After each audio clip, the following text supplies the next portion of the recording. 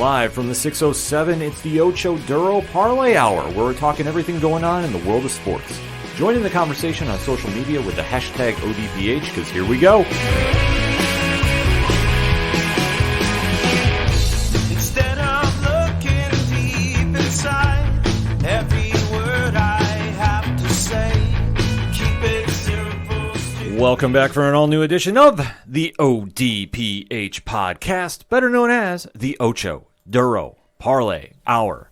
What's happening, everybody? Thank you so much for joining us this week. My name is Ken M. Joining me in studio, as always, you know him. He is the co-host. His name is Padawan J. Hello, hello, hello. Folks, we have a lot to talk about in the land of sports, so definitely continue the conversation with us after this podcast. You can swing on over to odphpodcast.com. Join in on social media. Our Facebook, our Instagram, our Twitter links are right there. Drop us a 5-star review on Podchaser and Apple Podcasts. Check out the TeePublic store. New Parlay Points blogs are hitting every day. There's so much to check out of the site, and we just want to say swing on over and get on board with the ODPH conversation because, man, we got a lot to talk about this week. And kicking off the sports edition of the podcast, we have to talk about the return of the NFL. Yeah. Week 1 is in the books. It has been a wild week of games. So you know how we do this on the ODPH if you're a longtime listener. If not, and this is your first time checking us out, we do what we call locks and leaps. So we choose a favorite, and we choose an underdog, and we give our picks about who's going to win in that game, and that's what we break down for our segment. And then after, we're going to be doing the ODPH overtime, giving you our quick hits on the rest of the schedule of the past week. So, Pad, all that being said, kick us off. Yeah, so I'll start with my lock. I chose the Carolina Panthers to beat the New York Jets because, well, calling the Jets a dumpster fire is an insult to dumpster fires. Yes, that is fact. And the Panthers were favored by 5.5, and they ended up winning by the final score of 19-14. Sam Darnold making his Carolina regular season debut against his former team, ironically, went 24 of 35, 279 yards passing, 1 touchdown, no interceptions. On the flip side, Zach Wilson making his pro debut for the New York Football Jets. 20 of 37, 258 yards passing, 2 touchdowns, 1 interception. Also got to mention Christian McCaffrey, not the greatest game. 21 carries for only 98 yards, no touchdowns. Game was a lot closer than I thought it would have been because, well, like I said, the Jets suck. You got Zach Wilson, unproven rookie talent, who I'm not saying he's a bust. I'm not saying he's shit. I'm just saying, hey, listen, you can't really base a guy's career off of 3 preseason games. And we know the Jets really don't have jack shit going on offensively. They've got Tevin Coleman, who did okay. 9 carries, 24 yards, no touchdowns. Corey Davis had a pretty solid game. 5 catches for 97 yards and then 2 touchdowns. Averaged 19.4 yards per catch. But after that, to me, that's like a flash in the pan, trying to catch lightning in a bottle twice. Like, that's a great game. He's not going to do that every week. So I think this was a case of just some first week jitters and some first week ring rust, I guess you could say, because I figured, the Panthers did win, but I figured it'd be by more. Yeah, this game was not exactly one that jumped out at me to have any interest in at all. And for the Jets, this was a very good test for them in the new regime that we see out of them.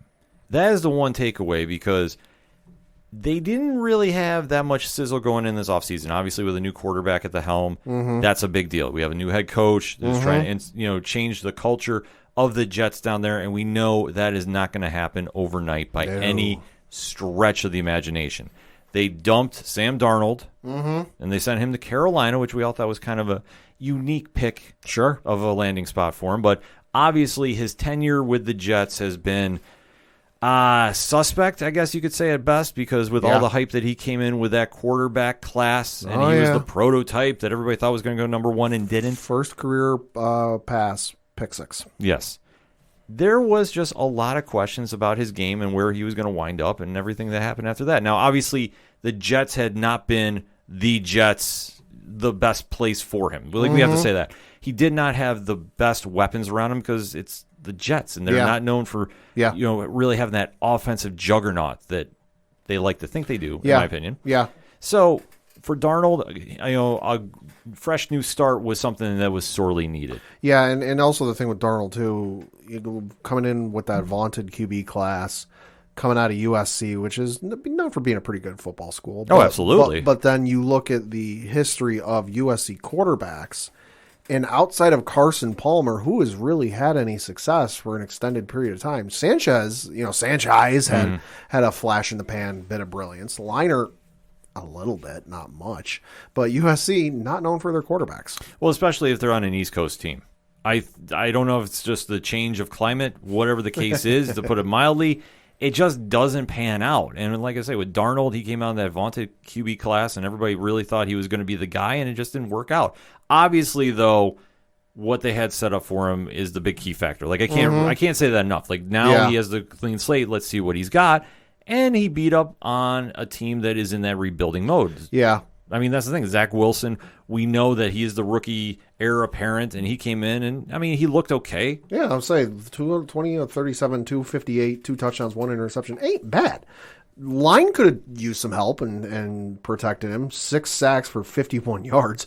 But it's not a terrible loss for the Jets, but it's also not a great win for the Panthers because – to me, these two teams are almost identical. Panthers are a little bit better than the Jets just because you got Darnold, who's okay, but then you've got McCaffrey, who's a pretty good running back. And then for receiving core, you've got McCaffrey, who's also a very good catcher.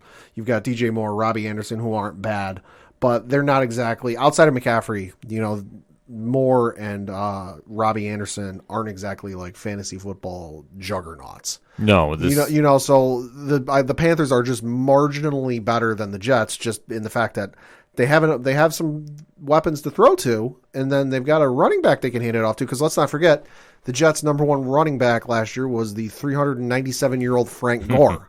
Facts. That's the thing, too. I mean, the Jets, we are going to be in a rebuilding phase for a while, and there is nobody on their offensive side of the ball that really scares you. Corey Davis is a great addition, but is he a game changer on that level? No, in my opinion. So they still have some work to do, but this was not the worst loss, but this kind of shows what you're going to expect from this team moving forward. And for Carolina, any win is a good win. Mm-hmm. I mean, you have to really stress that. For the Darnold-led regime, it's something to build off of. Oh, yeah. I mean, it's not something I would exactly be super ecstatic about and call my Super Bowl shot just yet. Yeah, I wouldn't be one of the guys on that team running into the locker room post-game and going, yeah, let's go. Yeah. Like, hey, you won. Cool. Be excited, but it's the Jets. Exactly. Like, they beat up on a lesser team, and that's what good teams do. Yeah. Not saying Carolina is good, but they did the protocol. Yeah, they beat a team that they should have beaten on paper. Because if you compare them, Carolina is slightly better, and that's because of Christian McCaffrey. Yeah, if he's not there. They're as equally matched as you can get. Yeah, and the Jets are going to get their real test next week, week 2, home opener against New England. New England coming into the Met with Bill Belichick, which we know his record with rookie quarterbacks. Yep. Oh boy, that's gonna be fun to watch. Yeah, that'll be a definite fun game to watch. Yeah. So let's go to your leap. Yeah, so my leap, I decided to roll the dice a little bit. I was hoping maybe Coach would be here, so if this went the way it ended up going, we could get him fired up a little bit. But he is not here. He is sworn off football 1 week in, folks. Yes. This is facts. We have the Twitter DM exchange where he said he's done with football. He's over football. So we'll be looking for a new co-host, seeing as the only time Coach will come back is probably when the Giants or Notre Dame win a Super Bowl, win a championship, and well, that's not anytime soon. Yeah, we're not exactly holding breath on that one. Nope. But I chose the Giants to win, despite the fact that they were underdogs by 3 points, and that did not happen. Denver, because I looked at the game going, all right, it's Denver. They've got Teddy Bridgewater, to throw passes, but who the hell has he got to throw to? Boy, did I forget some stuff, because the Broncos ended up winning by the final score of 27-13. Teddy Bridgewater, 28 of 36 for 264 yards passing, 2 touchdowns, no interceptions. Danny Dimes, 22 of 37 for 267 yards passing, 1 touchdown, no interceptions. And the part I forgot about was they got Melvin Gordon, who had a bit of a resurgence, I would say. 11 carries, 101 yards, almost averaged a first down per carry, 9.2 yards, 1 touchdown. And then on the receiving side, you had Jerry Jeudy go off 6 catches for 72 yards, no touchdowns, averaged 12 yards a catch. Noah Fant, 6 catches for 62 yards, no touchdowns. So, yeah, I mean, they did pretty well for themselves, I'd say. Denver came in and really surprised, I have to admit. This team is not going to be calling their shot for a playoffs, but No. Bridgewater looked good. But then again, it kind of falls back to what we talked about last game. He looked good against a bad team. And I'm sorry, the Giants' defense looked absolutely atrocious. I was not impressed by what I saw. And if this team is going to contend, I mean, luckily they're in the NFC East. So that means anybody has a shot if you can put on pads and a uniform. Yep.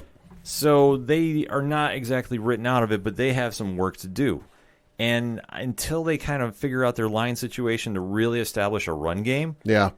it's not going to happen anytime soon. Yeah. And that's the sad thing, because they do have the pieces in place on paper, Yeah. but just when it translates to game time, it just doesn't pan out. Yeah, I mean, you look at the Giants for their rushing. Their leading rusher by 1 yard was Daniel Jones, 6 carries, 27 yards. Saquon Barkley, who making his return back from injury last year, 10 carries for only 26 yards. So Saquon fantasy owners are weeping profusely.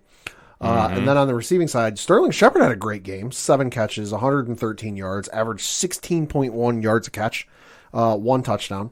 You had Darius Slayton, 3 catches for 65 yards, averaged 21.7 yards a catch. And then you had Kenny Galladay, 4 catches for 64 yards, no touchdowns. So I don't know what it is, whether it was just maybe the running game hurt them or just the defense couldn't stop Denver, but not a good game for the Giants. It's a little of both. The defense showed a lot of weakness.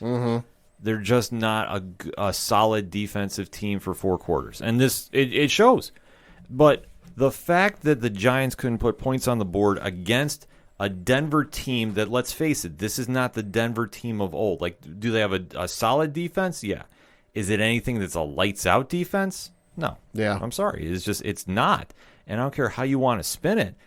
That's fact. Yeah. So for the Giants, they should have put up a lot more points, even though their play in this game, it reminded me about old school Arizona Cardinals. Okay. A lot of passing, no ground game, You're not wrong. and you kind of roll the dice and maybe get lucky and score a little bit. Yeah, and if that's going to be your MO going forward until Saquon's like fully 100%, because they can say he's 100%, but I'm sorry, 10 carries, 26 yards ain't 100%. No. If you're going to go heavy passing going forward, Danny Dimes ain't your guy. Well, that's the thing. We've always said he's in there, and you try to give him the benefit of the doubt, but you have to also factor in, too, their line is not good. Yeah. So he can only do so much. But when he's your leading rusher, that is a problem. That is a very big problem.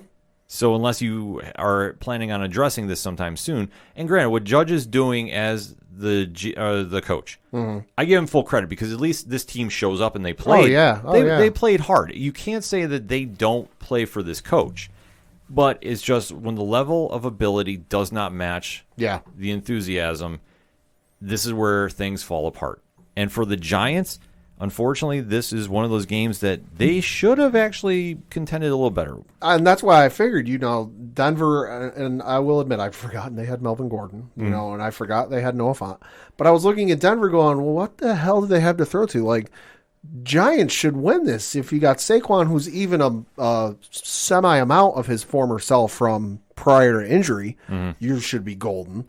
And then you look at what they got on receivers, which not anything to write home about. Not exactly, players you're going to trade for if you're playing Madden franchise mode. Yeah. But they're serviceable. They're pretty good receivers. I mean, Christ, Sterling Shepard, 113 yards. That ain't bad. That's pretty goddamn good.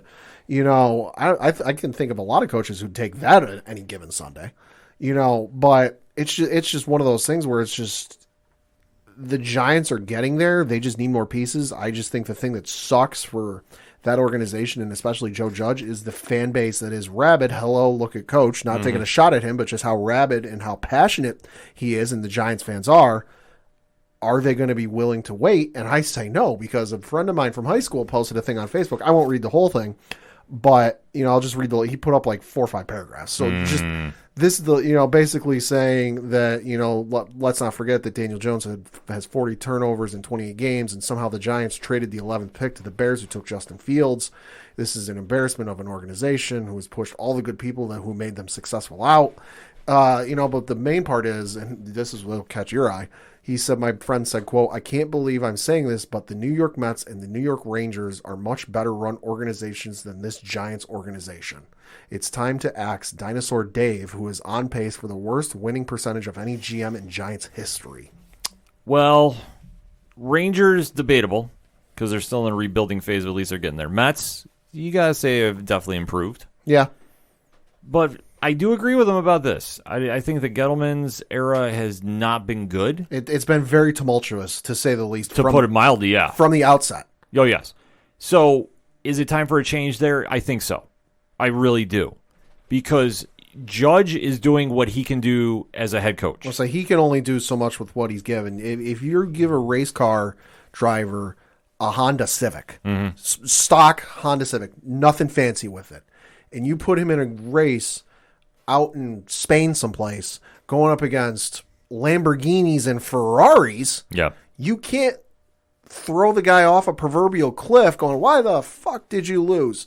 It's a Honda Civic against Ferraris and Lamborghinis. Like, he can only do so much. Yeah. Judge can only do so much with what he's given. If he's not given the pieces he needs or the pieces that help him win, you can't really shit on him about it. Well, that's the problem that you have with the front office is they're giving him players to work with, but it's not the right ones. It's not the right ones, and you can definitely tell this. And Judge is doing what he can do. Like I said, I don't fault him as much about this game as I do that the players just weren't up to snuff for this game. And Denver came in with a little chip on the shoulder that I think that they're getting written off, and you can't say that it's not justified because this team is not the Denver Broncos of old. No, and I agree with you 100%. They're getting a little slept on in their eyes because you got to remember they're in a division where the Las Vegas Raiders on the upswing. Mm-hmm. You've got the Kansas City Chiefs. Enough said. And you've got the LA Chargers in that division who are also on the upswing. So everyone's kind of looking at them, and when people, especially us, are picking them, going, "Yeah, listen,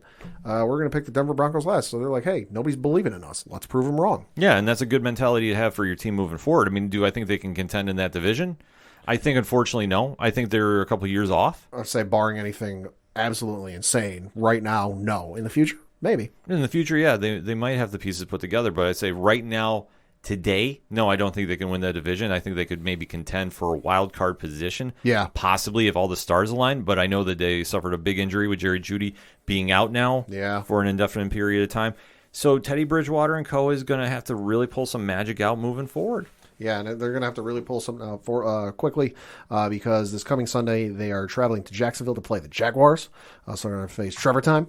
And then, God, that's weird to say after Trevor Hoffman. I know. And then Giants on the flip side, no time to dwell on the past. Real quick turnaround. They're playing this coming Thursday in Washington. Well, that is a game they definitely have a good chance with because it's the NFC East, and the NFC East is absolute hot garbage. I'll say, and that to them, I would say, is a must-win because it's not good to start 0-2. It's not good to start 0-2 when one of those losses is in division. Yeah, so this is definitely a winnable game for him. It just depends on if Judge can pull some magic out and get those guys ready to go Thursday. Especially with Ryan Fitzpatrick being out for Washington. Yeah, so like it's an unfortunate injury for them, and I know that they're going to go in with a new quarterback, so this is the time the Giants got to really pull it together and pull something out because going down is not going to be easy. No. That being said, well, let's go to my locks and leaps. And my lock, I got to say, hit this one right on the head. Had a good vibe about this the entire time. Pad, how about those Los Angeles Rams? Yeah, so they played very well. Matthew Stafford, good goddamn. The Rams won by the final score of 34-14. Andy Dalton for the Bears, 27 of 38 for 206 yards passing, no touchdowns, one interception. You did have Justin Fields enter the game, went 2 of 2 for 10 yards, no touchdowns or interceptions. On the flip side, Matthew Stafford, 20 of 26, 321 yards passing, averaged 12.3 yards per pass, 3 touchdowns, no interceptions, and that line, real nice, only gave up 1 sack. Give him a line and watch what he can do. Give him a line and guys to throw to. Good goddamn. Running game was pretty good. You had Darrell Henderson Jr., 16 carries, 70 yards, 1 touchdown. Receiving core, though, he was spreading the ball around like it was Christmas. Mm-hmm. Cooper Kupp, 7 catches, 108 yards, 1 touchdown. Van Jefferson, 2 catches, 80 yards, 1 touchdown. Tyler Higbee, 5 catches, 68 yards, no touchdowns. Robert Woods, 3 catches, 27 yards, 1 touchdown. Like, even Deshaun Jackson got in on the game. 2 catches, 21 yards, no touchdowns. Good Lord. The one thing we need to remember about Stafford is Stafford in Detroit kept that team afloat as much as he could. Sheer force of will. Exactly. He was a guy that came in there, did not complain that he was going to go to Detroit, literally gave everything he physically could for that team. So could have left, and nobody would have batted an eye at it, and he stuck. No, he stuck there as long as he physically could. And now he is in a much better place, and you can see the proof is right there. I mean, we got to remember, this is a quarterback who, for a lot of years, played with arguably one of the best receivers of all time in Megatron, and really didn't have any successor. They won some games, but never made any deep runs in the playoffs. Well, that's the whole thing. They definitely did all they could do, but their line was never really fixed all those years. I mean, it's something that has haunted the Lions for decades now. So if you don't have an offensive line that can protect the quarterback, it doesn't matter if you have Tom Brady and his prime behind them. You need to keep your quarterback upright, and look what can happen when you do. Now Stafford is in a much better place. He looked fantastic. He was airing the ball out because now he has skill position players all around him. He definitely made noise and got the chains moving. This could not have been a more perfect debut for him. I believe his quarterback rating was 158. 156.1. Seriously. You can't have a better game than that unless you're playing a video game. And you're on easy. Exactly. Like, it's phenomenal to see him do that. I was super excited about it because, like I say, is he an elite quarterback? No. But is he somebody that will go in there and grind and literally talk about leaving it all in the field? Yeah. He literally has done that every year that he can physically muster the strength to get on the field. Yeah, like you said, he's not elite, but he's definitely a grinder, like you said. And he's also one of those guys that is scrappy and could really mess around and really run the tables and make a run. Yeah, I definitely could see that. And I think he's a perfect fit for L.A. because Jared Goff, I think, was just not the guy for that team. I think that he's a good quarterback, but if you want to talk about a difference in just leadership and grit, I think, in my opinion, Stafford takes the cake right there. Flipping the ball to the Bears. Hey. You know, I can't rip on Andy Dalton. He has a special place in my heart for getting the Bills to the playoffs. This is true. So he is doing what he could do in Chicago, and that team is just not good. Yeah, I mean, they had a pretty solid running game. David Montgomery, 16 carries, 108 yards, 1 touchdown. So that's pretty goddamn good. That's pretty goddamn good. Receiving core, though, Marquise Goodwin, 4 catches, 45 yards, no touchdowns. Cole Kmet, 5 catches, 42 yards, no touchdowns. Allen Robinson, the second, 6 catches, 35 yards, no touchdowns. Damian Williams, 4 catches, 28 yards, no touchdowns. So, like, he spread the ball around, but it wasn't anything flashy.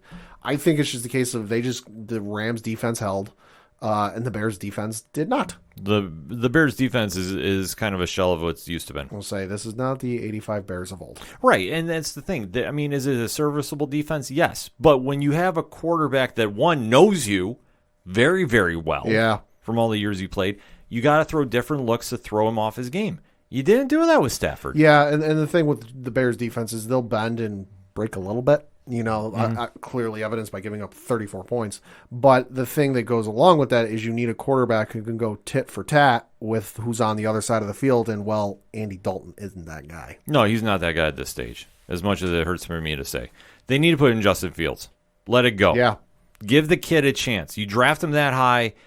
Arguably the season, I don't want to say is going to be a loss, but you did not really impress me enough to say that this team is going to put up a lot of wins this season off this game.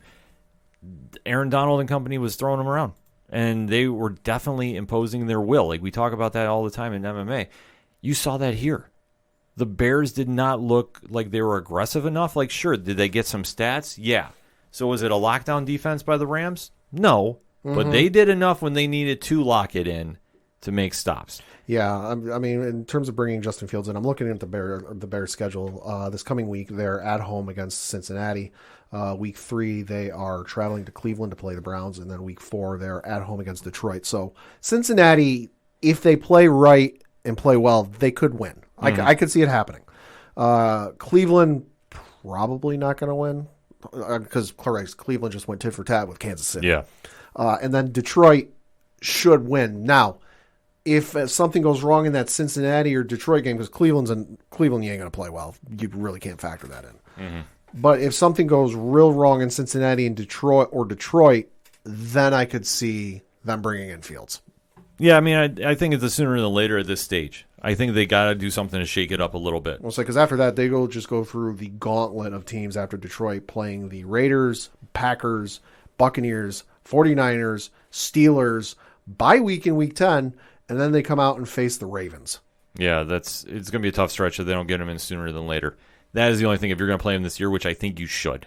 In my opinion, I think you got to get them on the field as quick as possible. Usually, I like a quarterback to sit from the college level if they can, but obviously you don't really have that opportunity right now with him and how your team is set up. I think the Fields will give you the better chance to win at this stage. Oh, absolutely. And we'll have to see what happens moving forward. But for the Bears, a lot of questions going into Week 2.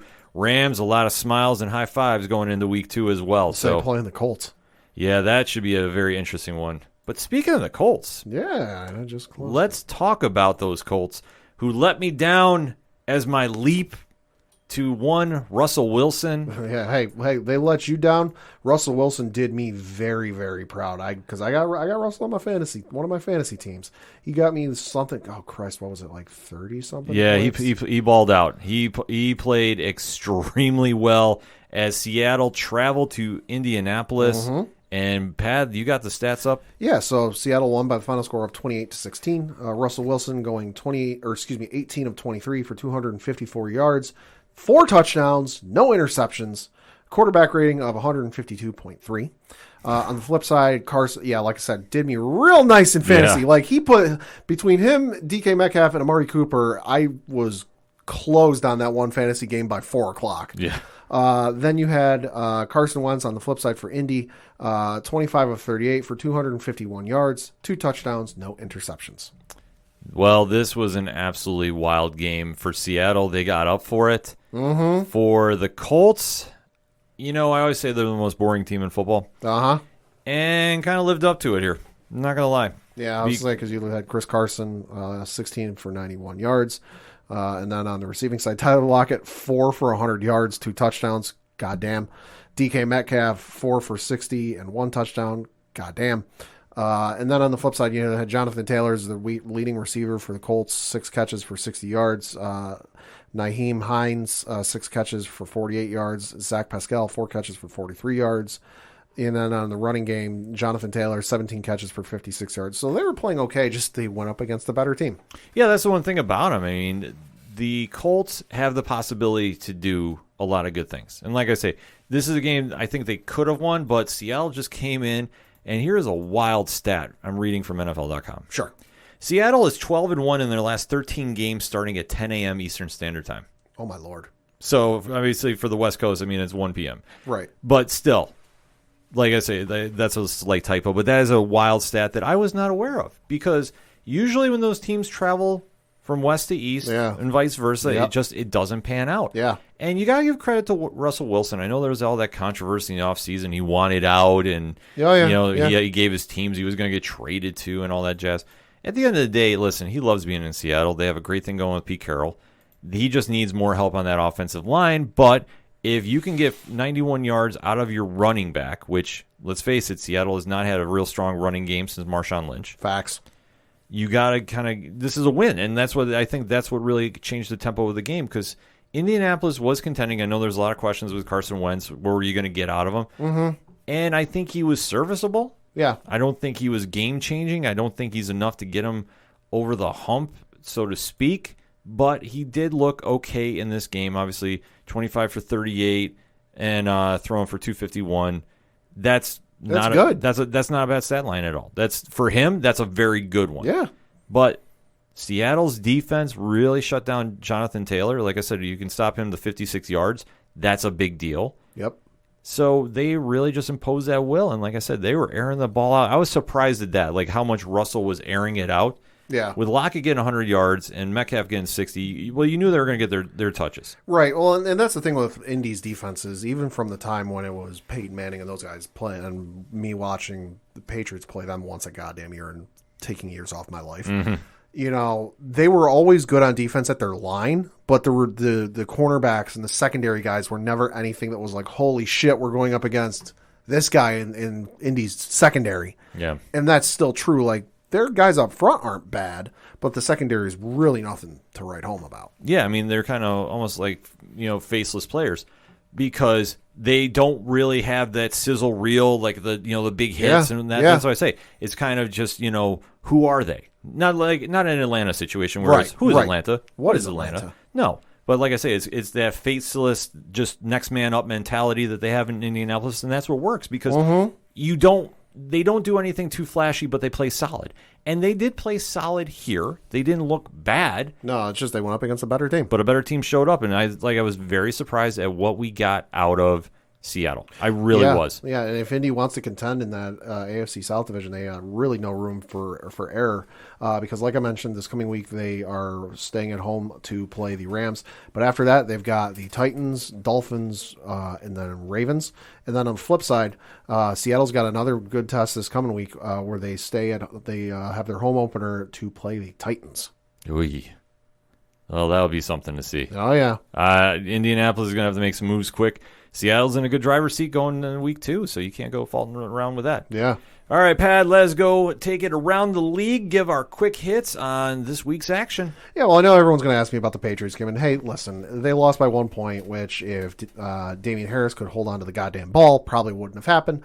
But there's going to be growing pains. It's a rookie quarterback who, from what I understand, it is the first time in the Belichick era he was starting a rookie quarterback week 1. Mm-hmm. But there's going to be growing pains and there's going to be some lumps, and that's a lump. We'll bounce back this coming week. No, the game I want to talk about, though, I think is the game everyone's been talking about the last 24 hours, and that's the Saints and Green Bay Packers game. Yeah. It was going to be a very interesting game. You had Aaron Rodgers, of course, with everything that happened, and as the Rodgers turns, soap opera during the offseason, going to play the New Orleans Saints, who are Drew Brees list, Jameis Winston, is this the Jameis Winston of old? Is this a new Jameis Winston? What are we going to get? Now they're playing in Jacksonville because of everything going on down south, which, again, hope you are all okay. Absolutely. So what are we going to get? I don't think anyone outside of the state of Louisiana, and that's even the diehard nutcases in Louisiana, thought this was going to happen, where you have the New Orleans Saints open up a can of Stone Cold whoop-ass and beat the Green Bay Packers by the final score of 38-3. Jameis Winston, 14 of 20 for 148 yards, 5 touchdowns for a quarterback rating, no interceptions, quarterback rating of 130.8. Good Lord. And then on the flip side, you had Aaron Rodgers, 15 of 28, 133 yards, no touchdowns, 2 interceptions. Alvin Kamara, 20 carries, 83 yards. And then for receiving, Deontay Harris, 2 catches, 72 yards. Juwan Johnson, 3 catches, 21 yards. Adam Trotman, 3 catches, 18 yards. And this is for New Orleans. And if you're sitting there going, wait, why is Michael Thomas not listed? He's on the physically unable to perform list. So he's not able to practice until week 7. So this is going to get real interesting for New Orleans if they can keep this up. Green Bay, though, yikes. Well, you have to really kind of say Aaron Rodgers was his heart into the game. The body language I was seeing, emulating Adam Sandler from The Longest Yard. I'm just saying it definitely resonated a bit. I know we have a lot of Packers fans that are listening to this podcast, and I'm not trying to rain down on your team, but I'm just saying this whole offseason shenanigans that happened with him in the front office, I think this is just the ramifications from that. That I think that he is, at least from this game, it almost looked like he was going through the motions. And that was it. There wasn't that usual spark we see out of him. Yeah. And for a Saints defense that, let's face it, this is not a lights-out defense by any stretch of the imagination. No. For a quarterback of Rodgers' capability to be shut down to 133 yards and 2 interceptions, that is a big telling point that he was just not up to snuff, did not get up to the game, in my opinion. Yeah. He looked awful. This might have been one of the worst games I think I've seen him play. I'll say this was a gaffe for me on fantasy because I started him over Stafford, but I was looking at it going, it's Rodgers against New Orleans defense, who ain't really anything all that special. Yeah. Boy, did that bite me in the ass. Yeah, well, it haunts you. Well, you got to go with Rodgers. Rodgers is Rodgers. This is why we talk about him, because he's that great. Discount double check. Although, maybe discount double check out. Well, you got to think about it in this case.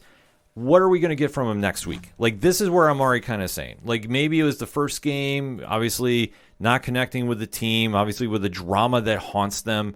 Okay, what are we going to get out of him moving forward? And that's going to be the big factor, because if he plays another stinker game like this one, I'm going to say the stink will be leaving Green Bay sooner than later. Well, if history is of any indication, I think he'll play just fine because I'm looking at their schedule. Next week, they are playing at home opener, Monday Night Football. So the lights will be at their brightest against the Detroit Lions.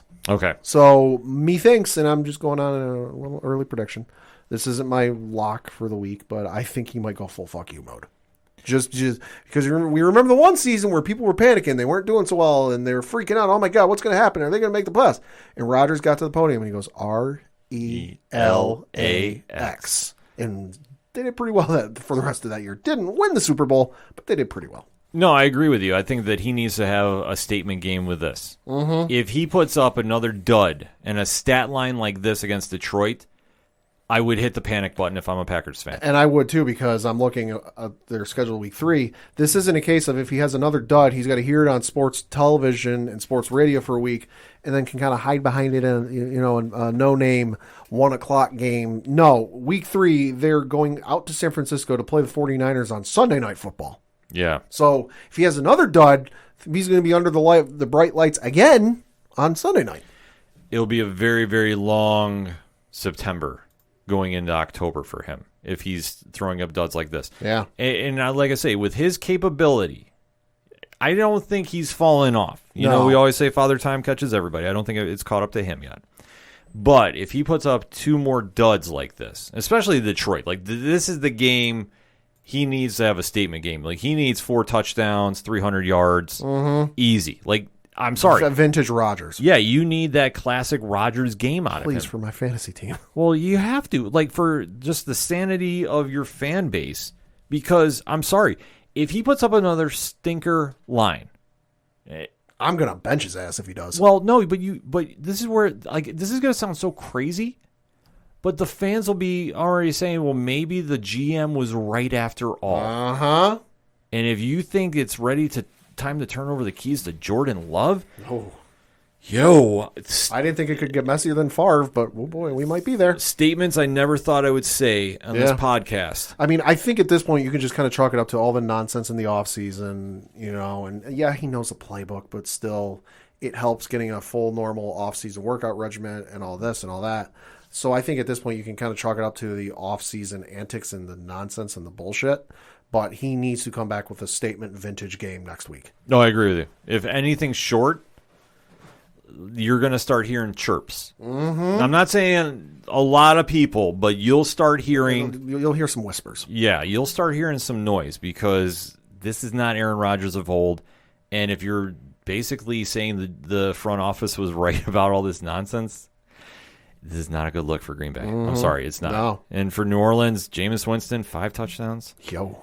Still early. They got an interesting test next week, traveling to Carolina to play the Panthers. And then after that, they play the Patriots in New England, the Giants at home, and then they play Washington in Washington.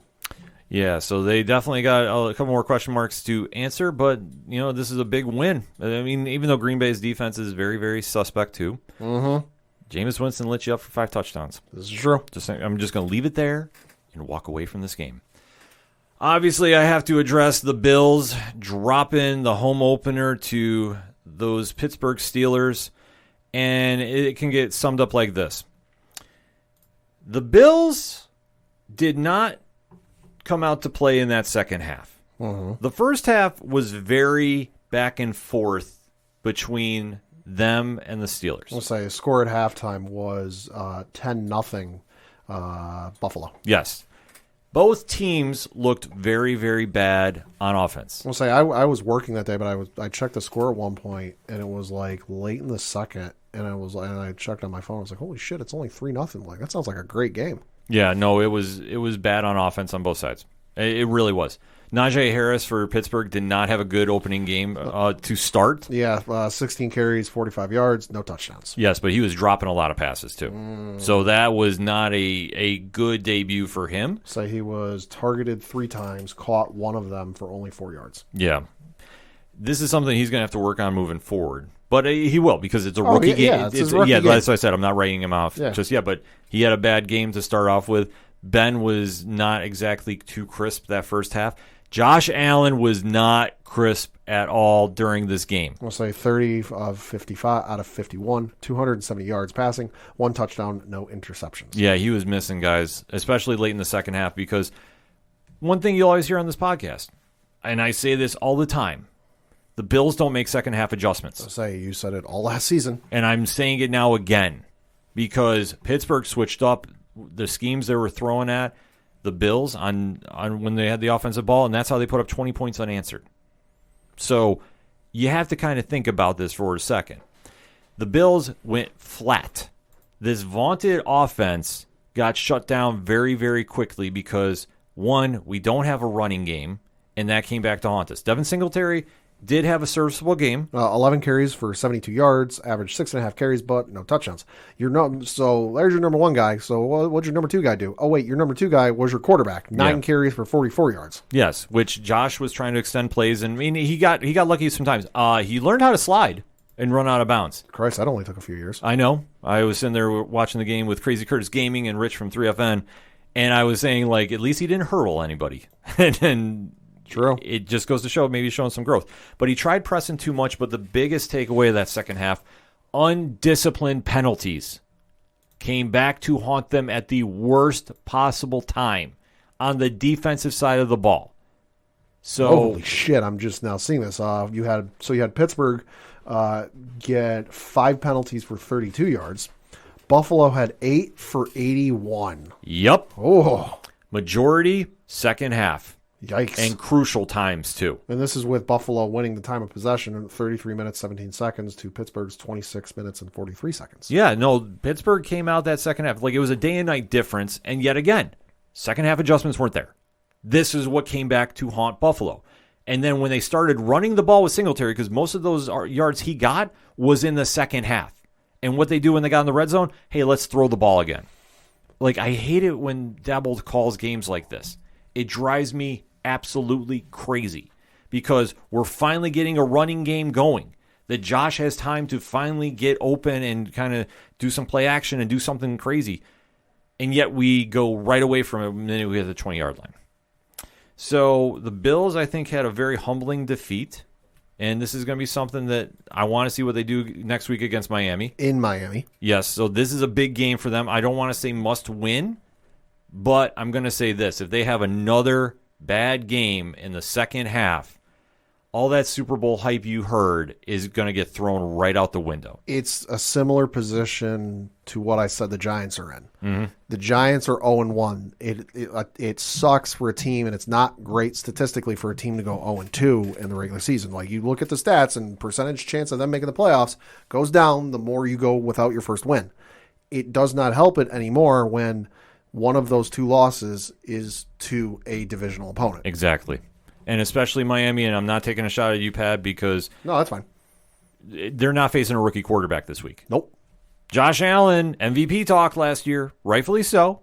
I'm not hating on my quarterback, but if Tua, who doesn't have a closer now, it's the Tua show, beats Josh Allen, this is going to be something to really be paying attention to for the Bills. Yeah. And I'm sorry, like I'm not saying the sky is falling and the season's done, but the Bills are a better team on paper than Miami. So currently Buffalo is a 3.5-point favorite. Yeah, which is not much. That's a closer game than people realize. I know there were 6.5 favorites against the Steelers at home, which I thought was very, very high. This is more down to earth. For the Bills, they need to play 4 consecutive good quarters of football. If they don't, you can throw it out the window. Because if they come out and put up an absolute garbage second half, the game's going to be done. And Miami, listen, we'll scrap. We talk about the faceless players. Yeah. that's pretty much their offense other than Tua, because nobody really scares me on that. It's kind of, you can just kind of substitute here and there, and somebody will show up and play. Miami is very scrappy. I will give them their due. But this is a situation for Buffalo. They're a better team. They need to win. Outright. Enough said. Steelers, though, they look good. Yeah, no, they look good. They got an interesting test this coming week, playing at home opener against the Las Vegas Raiders. That will be a good test. Yeah, it will be. That will be a good test, because the Raiders on Monday night, man, oh man, oh man. Good goddamn. The video game came to life, getting the big win over Baltimore. That was insane. That was nuts. That kicker for Vegas is fucking ice cold. Yeah, and that's what Vegas needed. I know that Baltimore, listen. Daniel Carlson, I had to look up the name. I want to give him credit. Christ almighty. Yeah, it was back and forth. It was a good boxing match. It was a good scrap. Baltimore, that is a heartbreaking game to lose twice in the same night. And I'm not taking a shot at Baltimore. I think that Baltimore is a lot better team than people realize. I know that they've had a lot of injuries at the running game. Oh, yeah. They're still the Baltimore Ravens. This goes to show that when the Raiders show up, they can show up, and they'll play. And this was a prime example. I just want to see that consistency throughout the season for the Raiders. Yeah. Because we know that they don't do that all the time. They really don't. This is true. So, and the Ravens cannot sleep on anything, because Christ almighty, their game this coming Sunday Night Football, 8:20 on NBC, at home against the Chiefs. yeah. So that'll be a good test. And Good luck, kids. But this is where where your cream of the crop is going to rise or it's not. And these are the games that are really going to test you. Oh, yeah. It's true, because Kansas City, they should have got beat by Cleveland. Yeah, they did. Cleveland had them dead to rights. Yeah, Cleveland had them dead to rights, but gave it up late. So, I mean, obviously Kansas City got out of there with a 33-29 win. Mm-hmm. They're lucky they snuck by. Arguably the biggest shocker of the weekend for me was Arizona beating Tennessee. Yeah, Tennessee only putting up 13 points. Arizona putting up 38. Christ almighty. Kyler Murray, 4 touchdowns. Yo. Exactly. Arizona's for real. That's the one takeaway you got from that. And going around the league, it was pretty much even keel, I would say. Who is Atlanta? What is Atlanta? Shit is what Atlanta is. Yes, and for Philly, listen, pump the brakes. It's Atlanta. My team broke them 5-6 years ago. Yeah. They've been broken. Eagles fans, pump the brakes, please. You won a game you should have won. Don't call your shot for the Super Bowl just yet. Please don't. We'll say they got an interesting. Eagles got an interesting schedule this coming week. They are at home against the 49ers. Week 3, they are traveling to Dallas to play the Cowboys on Monday Night Football. Week 4, that's going to be the test for Philly, because I can see him beating Frisco. I can see him scrapping and maybe beating Dallas. That's a coin flip. But then, because Dallas went tit for tat a little bit with the reigning champs. Dallas is a lot better than people give him credit for. The test, though, and this is the one of the 2 games I got circled for Philly, because this is your litmus test. This is how good are you really. Mm-hmm. Week 4, at home, 1 o'clock, Kansas City. Mm-hmm. And then week 6, at home, Thursday night, 8:20, Tampa Bay. Yeah. That's your litmus test. Like, you think you're hot shit and you're the best thing to come since sliced bread? Let's see how you do against those 2. Exactly. Philly fan needs to pump the brakes immediately. Dallas fan has more to talk about right now. And you need to win those games convincingly. Not like 3 points, not like an overtime touchdown.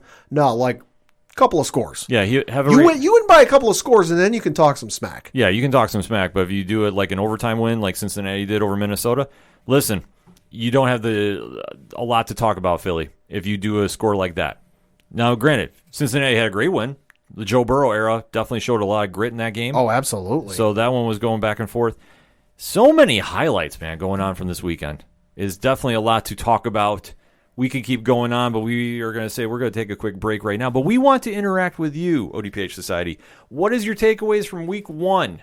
Who did you like? Who did you not? How did your team do? Let's have that conversation. Week 1 is in the book. There's a lot more games to be played, so if your team is 0-1, the season's not over. Still early. It's still early, folks. A lot of time left to make that comeback. So let us discuss, shall we? But we're going to take a quick break. We'll be right back. Coming to you live from whatever podcast you're currently listening to, it's your boy Jay West with my co-host Mac East from the We Get Dub podcast. What up, nerds? It's me, Mac East, and we got a badass anime podcast for you. We got hot sauce, we got hot takes, we got booze and banter. And you can listen to us on all major platforms. The We Get Dub podcast hits harder than a Goku gut punch. Coming back for another segment on this edition of the ODPH podcast. And let's talk some wrestling. Wrestling. So as we're recording this week, tonight is the premiere of NXT 2.0, as the internet is running with. Mm-hmm. The WWE developmental system / third brand is doing a little refreshing, if you will. Sure. And they're going to have a new set design, a new logo that has been posted all over social media, which has been met with very mixed results. Yeah. And now we are going into it with, unfortunately, a looming cloud overhead that it was announced over the weekend that NXT champion Samoa Joe has been pulled from the championship title that he had because of medical reasons. Yeah, and it's sounding like from the stuff that's been coming out today as we record that it's not creative. It's not some disagreement he has with management, that it's legitimately he's hurt. Yes. So what it is, we don't know. We're not going to speculate. If it comes out, it comes out. But as of right now, as of this recording, we do not know what it is, but it is sounding for all intents and purposes that it is a legitimate injury. Yes, and WWE is being very smart with him because he is one of their franchise guys. Yeah, and I know some people are going to be like, oh, they're just doing it, blah, blah, blah. Like, no, we're saying this is like it's a legitimate thing. You know, they're being very close to the chest with it, which is understandable. It's one of their contracted guys. Yeah, and we don't need to know the reason why. We just need to know he's not, unfortunately, going to be wrestling for a while, and it's because of an injury. That's all we need to know, people. Mm-hmm. Like, we don't need the exact details. I'm sorry, unless you're helping him out medically, that's none of your business. So we'll just say we wish him a speedy and healthy recovery, and I can't wait to see him back in the ring soon. Yeah. But now that he had to vacate the title, we now have a very, very interesting premiere tonight. Yeah. So Pat's going to read down the card and kind of give our takes on what we're expecting from NXT 2.0. Yeah, so of course we have the brand relaunch tonight, or rebranding, whatever you want to call it. As Ken mentioned, there's going to be the Capitol Wrestling Center is going to have a different look. I know there was like a blurred out image WWE released, which I gotta say, I don't hate it. Mm-hmm. You know, just from the little bit I saw, the little image that was blurred out, I don't hate it. You know, full judgment when we finally see it. But it'll be interesting to see. One of the things we have going on tonight, wedding of the century, folks. Forget any royal British weddings. Forget any celebrity weddings. Forget whoever the hell else is going to get married for the rest of the century. The wedding of the century is here.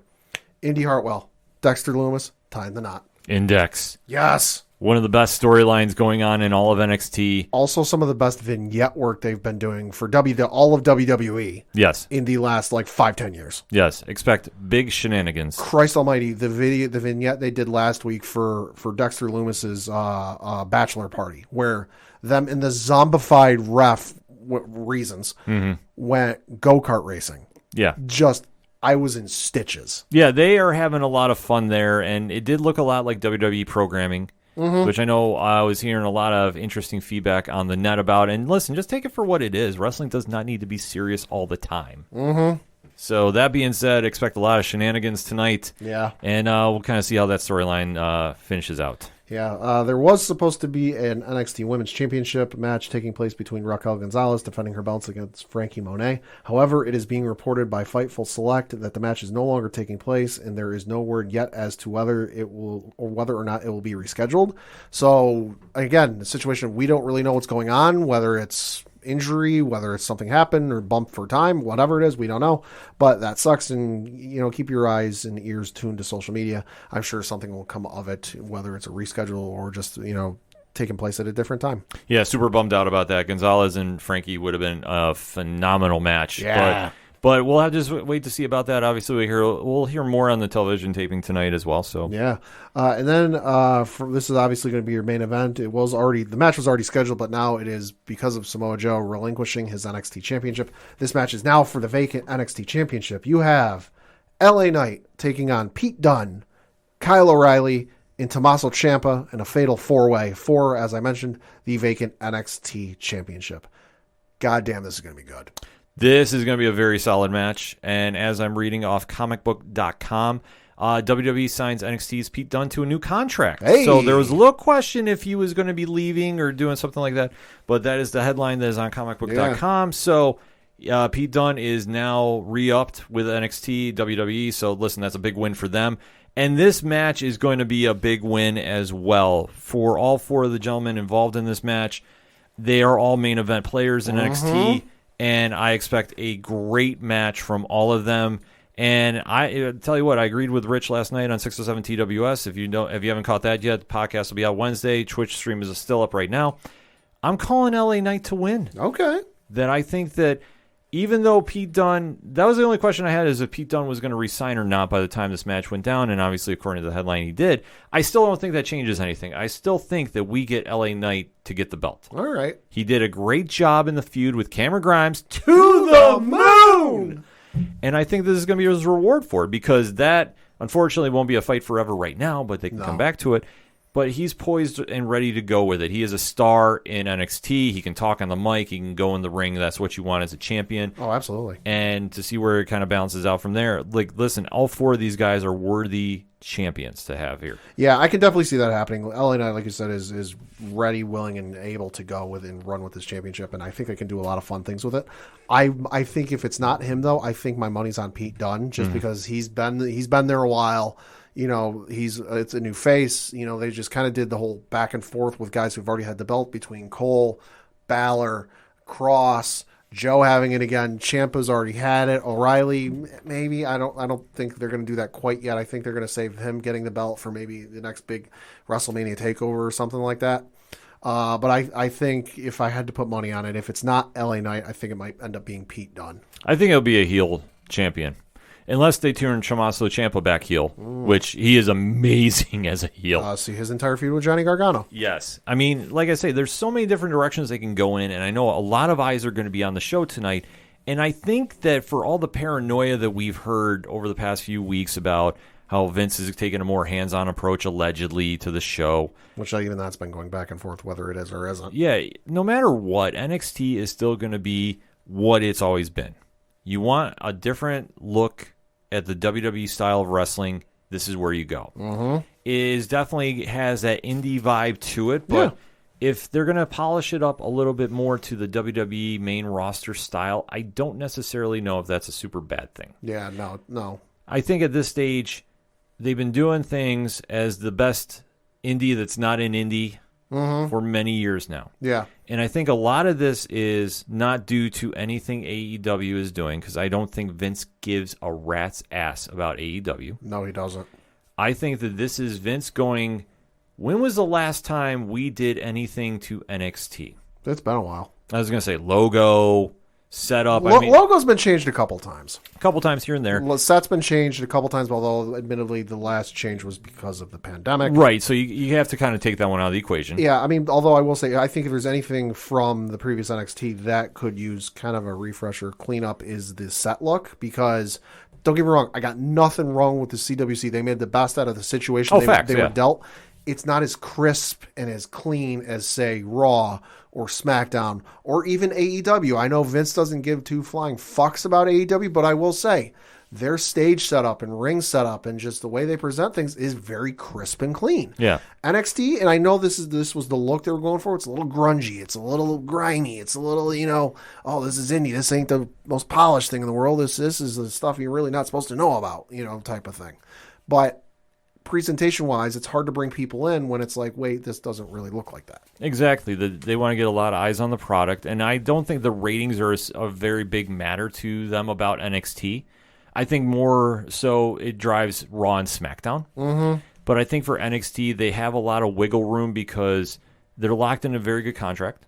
Oh, yeah. So with their programming with the USA, and I know the USA really wants to get that show up in the ratings, and this is a way to do it too, because if you're giving a new fresh look, you're adding some stars. I mean, I'm guessing we might have some guest appearances tonight. Because, I would imagine because so. It's the big refresh. Yeah, we'll get a decent spike out there. And then, I would also not be surprised if we see one, whatever the hell he's going by now, because I know they gave him a new name, Parker Bordeaux. Well, you might. I know that there's Gunnar Harland, I think is his name. Yeah, that's what it is. Yeah, like I wouldn't doubt you see a lot of that new talent that was just signed in one of the more recent trainee classes. If you're not familiar, WWE does sign a trainee class or new signings all in a bunch together. Mm-hmm. So it's all usually about 8 people in a class, and, give or take. Yeah. So when they're ready to make their main roster debut, you hear rumors of a name change possibly, and listen, that's smart business. So for anybody that was complaining about Parker Bordeaux being Gunnar Harland, Rich talked about this last night too on 607 TWS, and I agree with this. And just to spread that, when you sign to WWE, you're basically signing as a character. Mm-hmm. This is almost the same deal as Marvel or DC. Yeah. To flip it to the comic point. They have complete creative control over your character. Mm-hmm. That is the brand you go to when you sign there. Listen, it is what it is. Well, only in very rare instances does a person keep their names. Eli Drake, very well known on the IWC and on the Indies and across the world. Even Eli Drake got a new name. Yeah. Very rarely does a guy come in from the Indies and keep his name. Exactly. And it's smart business, too, because if you leave... Spoiler alert, Finn Balor isn't his real name and not the name he went with on the Indies. Yeah. Same thing with Kevin Owens and Kevin Steen. Uh-huh. Very few times that happens. Adam Cole is one of the rare occasions. Adam Cole's the rare occasions. AJ Styles, Shinsuke, but those transcended everything. Yeah, well, like I said, it happens once in a while, but it's also smart business when you go in there, especially if this is the first time you're going into a wrestling company of the stature of WWE, is give a character name that, you know what, if you leave for whatever reason, you can go back to whatever you want to use. Mm-hmm. And you have a little more creative freedom. That's why I kind of always refer to it as like Marvel and DC, like for comic terms. When you make a new character, it belongs to Marvel Entertainment or DC, if you're under that banner, and that's how you're doing books, unless you have a career own deal worked out. Granted, I know I'm kind of mixing up the universes here on the ODPH, but it's still the same concept. Minds. Yeah, it's still the same concept. And that's what you're going to have here, too, because I wouldn't doubt they debut a few new stars. Will I say we'll see Gable Stevenson tonight? Maybe. Maybe for like a ringside type of thing. Maybe just to do that whole takeover in the crowd announcing that he has signed. Yeah, they haven't done that in a while. I wouldn't doubt that happens tonight. But they're going to have a lot of eyes on the product, and that's the big thing. They want to put their best foot forward with this refresh that everybody is very skeptical of. Mm. Just because we know NXT as being the best indie the WWE has. It's a great product. Triple H has done an amazing job with it. Yeah. It has a different vibe than Raw and SmackDown. So what is this massive change going to be? Probably nothing but the set. Yeah, the set, the look, maybe the graphics, music, They might go away from the grunge, metal, alternative music for every takeover. It just might be the visuals. We don't really know. And like you said, Vince ain't sweating the money. Yeah, he's not sweating. He's not sweating any. I mean, Russellnomics put out a thing yesterday with all values adjusted to what the dollar's worth in 2020. Vince has made more money off of the 5 Saudi Arabia events than he's made for every ticket sale for WrestleMania. Yeah, that's insane. He's made $250 million off of the 5 Saudi Arabia events spanning from 2018 to 2020. And for every WrestleMania, which is run this is for 1985 through 2019, he's made $210 million. Yeah. He ain't sweating money, folks. Plus, so he's got $250 million from the Saudi shows, which say what you will about those shows. But then you also factor in the deal he did with Fox, the deal they did with Peacock, and the deal they re-upped with USA. Yeah, that he ain't hurting, folks. That's what I say. Like he ain't sweating whatever AEW's doing. Exactly. He's not worried about anything. You want to go tit for tat, dollar for dollar? Vince will do it. Yeah, Vince is in there waiting. Like if AEW's really feeling themselves, we'll have to see how they respond to this, I guess. But it's a one-sided war that nobody's fighting back.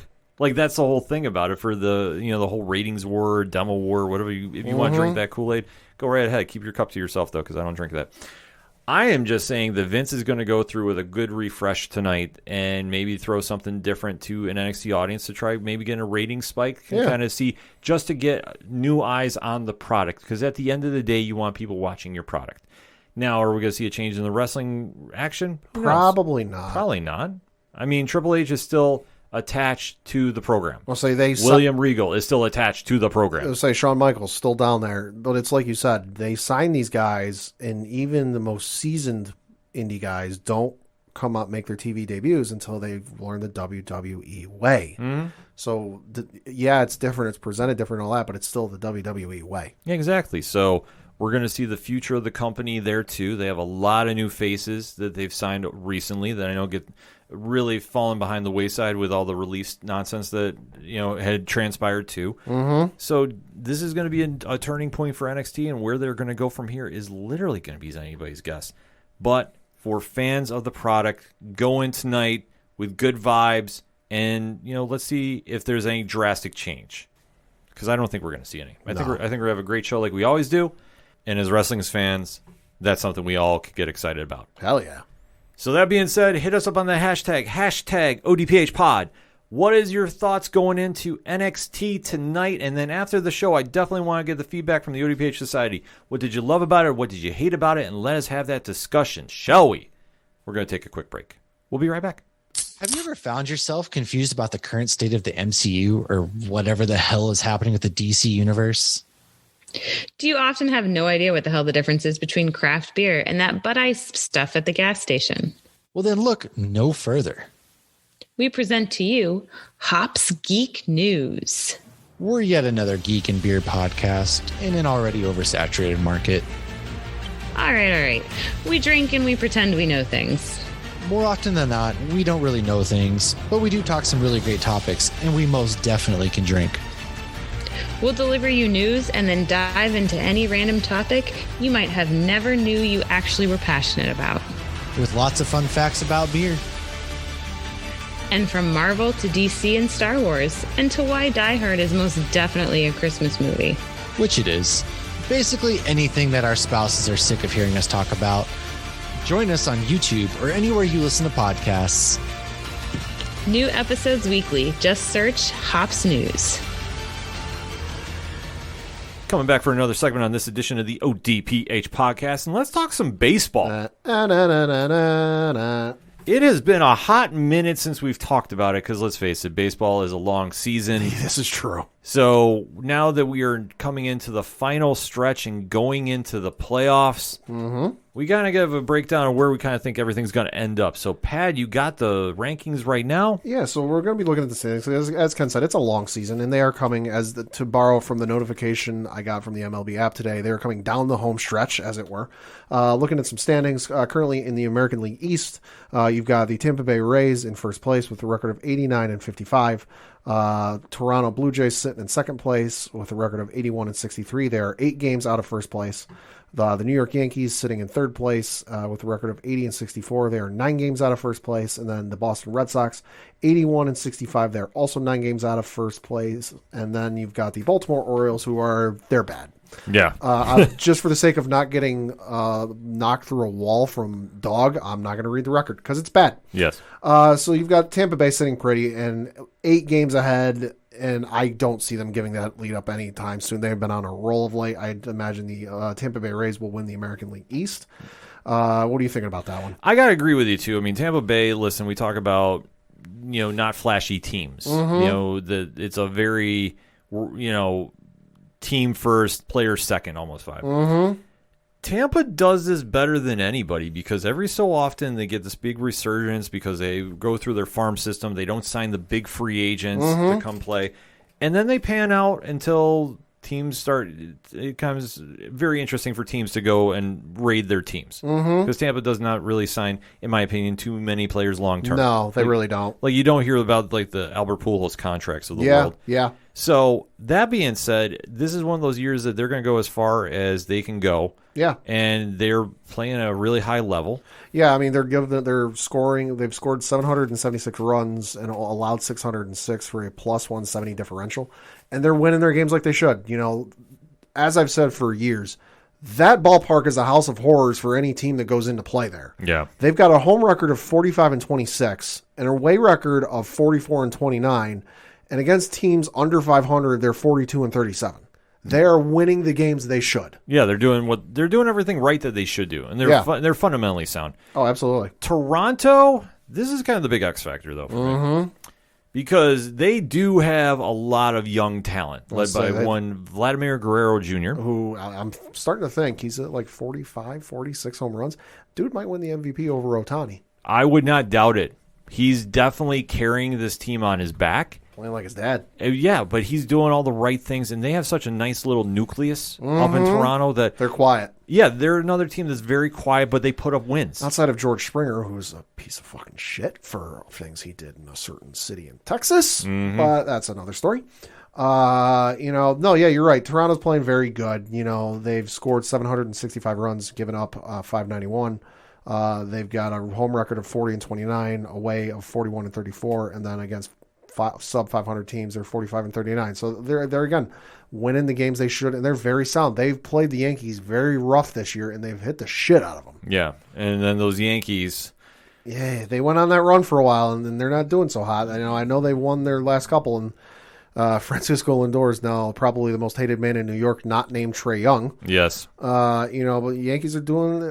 They got to stay healthy. I mean, that's the big thing. I know there was the scare with Cole, and Judge left the game last night with dizzy spells. Mm-hmm. They got to stay healthy, and they get lucky. They might be able to make a run, but I'm not holding my breath. I'm not holding my breath about this because their pitching is absolutely bad. Yeah. Other than Garrett Cole. Who's doing the best with what he can. Yeah, which, I'm sorry, with that payroll, you should be doing a lot better. Well, they should be, but then you factor in Chapman having that awful stretch. They've lost Tyone, who's been a very good pitcher for them. He's gone for, I believe, the rest of the year. Kluber was out for most of the year. Severino who was expected when they're going into the season. All right, you're going to patch this rotation until Severino can come back, and then he's going to be a great addition to the starting rotation. And then Severino didn't come back, and then Kluber went out for most of the year. And then Cole had his stretch where he was really up and down. And Chapman had his issues. It's just been not as crisp as I would like. They're definitely not playing crisp. And the problem, too, is they have too many home run hitters and not enough small ball players. That's true. And that's the one thing that's going to haunt them. I'm sorry, Gary Sanchez in a clutch situation, I'm already turning the TV off. I hope he proves me wrong. But hey, listen, he proved you wrong yesterday. Scary Gary season. Yeah. A broken clock is right twice a day, too. You're not wrong. So you know what? He got 1 hour right. Yeah, that's true. Let's see about the other ones. That's true. But that's the situation they have. I mean, I'm sorry, Stanton, until he can really hit a curveball, Yeah. I'm not impressed with. He's got his flashes. He has flashes, and that's a perfect way to describe it. It's a flash, blink and you miss it. Mm-hmm. When he's good, he's good. I'll give him that, but it's so few and far between that Judge is putting so much pressure on himself that I fear that that's going to catch up him to in the playoffs. Yeah, I mean, they've got some other pieces working for him. I think Rizzo's panned out very well for him. Gallo's been pretty good. Gallo's been as good as expected. Yeah. That's worked out for him.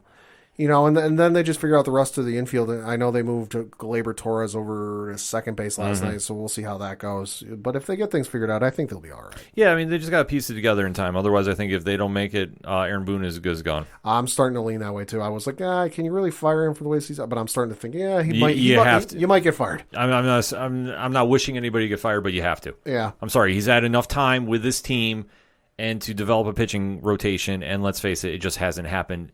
And I would say, it's just a problem, but it's the Yankees. If they want to go get somebody, they would go get them. If you're not fixing the problem, you got to be part of the solution, and that's showing yourself out to the door. And you got to be savages in the box. Yep. And then you got Boston, who, they're not great. They're okay.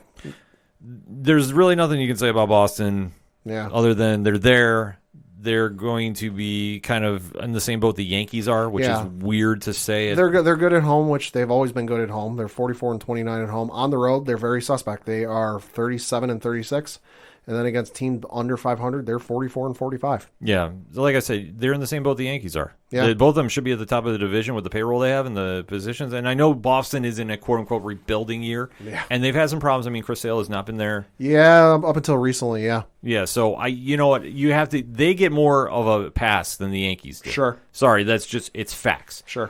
But the fact that they're still in the talk for the second wild card, I mean, that goes to show. I hate giving the devil their due, especially against Boston. But it's true.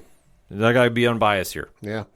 And the Orioles, we don't even need to say. Yeah. They have uniforms. It's great. They're bad. They're eliminated from postseason contention. That's all I can say. Yeah. Moving over to the Central, you've got the Chicago White Sox in first place. They're 82-61. You've got the Cleveland Indians, who are 69-72. They are 12 games out of first place. and 9 games away from being eliminated from the division, winning the division title. You've got the Detroit Tigers, who are 68 and 76, 14 and a half games out of first place. They are 5 games away from being eliminated from being able to win the division. Kansas City Royals are 65 and 78. They are 17 games out of first place and 3 games away from being eliminated from being able to win the division. And then we've got the Minnesota Twins, who are 63 and 81, 19 and a half games out of first place, and they are eliminated from being able to win the division. I think we can kind of sum this up just saying the White Sox, how are they doing this? Very well. I mean, we saw their 1-game series or couple-game series against the Yankees. They're doing it very well. They've scored 708 runs. They've only given up 574. And like I said, they're doing very well. They've only lost 25 games at home all year. Yeah. They've won 48, and then away they're a little more suspect, so that could get interesting for them in the playoffs going on the road, because right now they're 34 and 36 on the road, and then against under 500 teams, they are 25 and 29. Yeah, I mean, the rest of the division is what it is. Mm-hmm. I mean, I don't think we got to spend a lot of time mentioning that. It's just, at this end of the season, you got to focus on who's going to really make that runs in the playoffs. And sorry, it's not the White Sox. I mean, who else is there in that Central? Yep. And then out west, you've got the goddamn motherfucking Houston Astros in first place, who cheated. They've got a record of 84 and 59. By the way, did I mention they cheated? By the way, they cheated. In second place, you've got the Seattle Mariners, who are 78 and 66, 6.5 games out of first place. Third place is the Oakland A's, who are 77 and 66, 7 games out of first place. You've got the LA Angels, who are 70 and 73, 14 games out of first place. And then you've got the Texas Rangers, who are 53 and 90, and they're 31 games out of first place. So they're there. Yeah. First place team we don't need to talk about. They cheated. Exactly.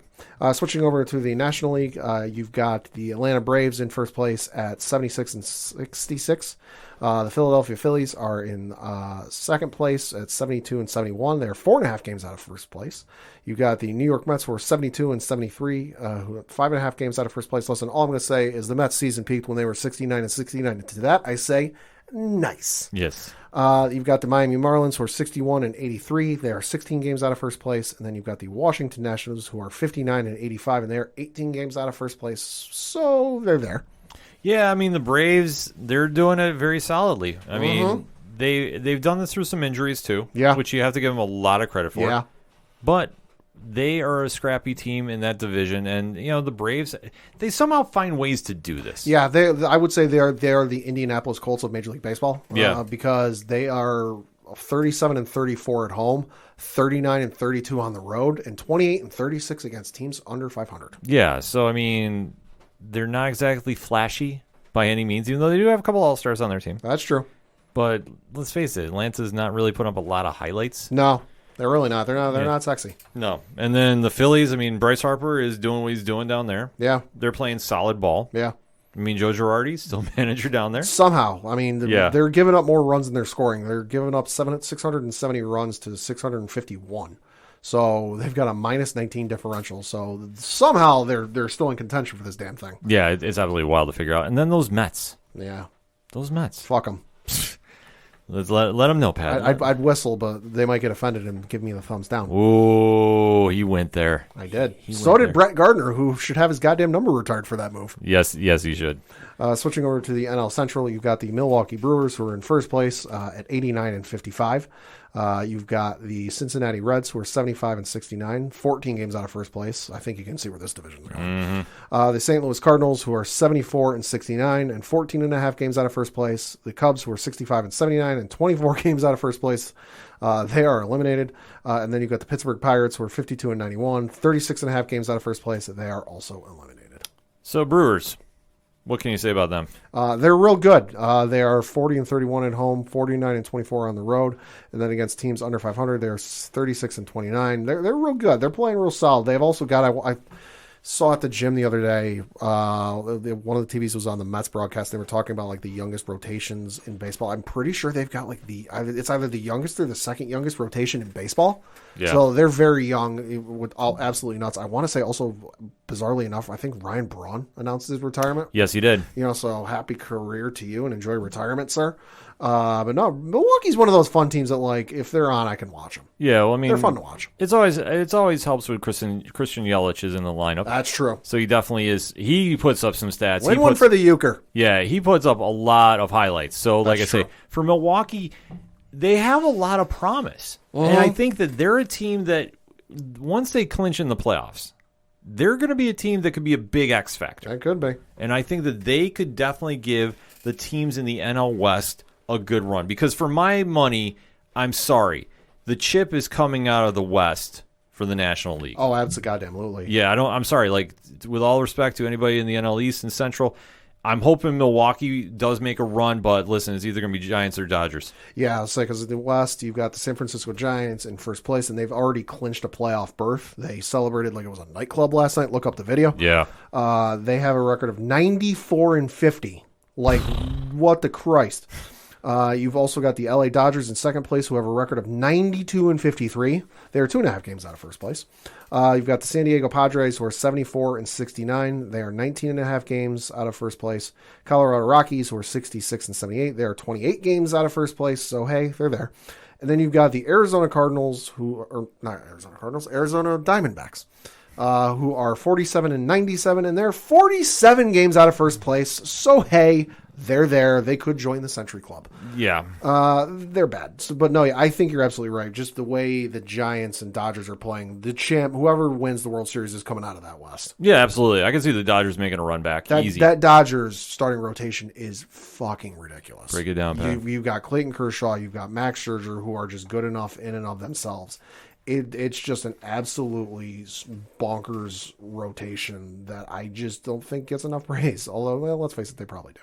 Well, they get enough praise because they are a team built to win right now. That is the thing about the Dodgers. With Mookie Betts in the lineup, That's true. they have the players in place to make a run the next few years. Yeah, so for their starting rotation, they've got Clayton Kershaw, Walker Buehler, who ain't that bad. He did pretty well last. Yeah, he's solid. He did last postseason. They got Max Scherzer, Julio Urias, Tony Gonsolin. They got David Price as well, who ain't a bad lefty to have in there. Unless they're facing the Yankees. That's true. Unless you're facing the Yankees on Sunday Night Baseball on ESPN, and in which case he's fucked. Yep. Look up the stats. It's true.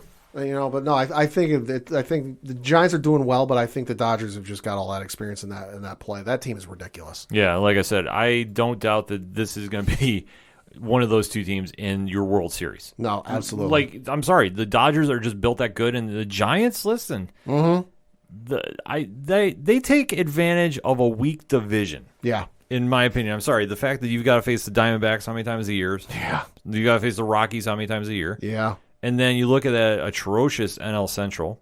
Like, I'm sorry. Yeah. It is what it is. Yeah. That's the teams you beat up on. And I'm sure that if you really want to see the cream rise to the top here, Yeah. it's got to be LA. It's got to be LA. It's going to be. And I mean, looking at the wild card. So for the American League, you've got the Rays, fucking Astros. And then the White Sox is your division champs. And then for the wild card, you've got Toronto in a commanding first place. So they're one game ahead of the second place Yankees. Also in the mix, you've got Boston and Seattle. Over in the National League, you've got the Giants, Brewers, and Braves, for those of you keeping track at home.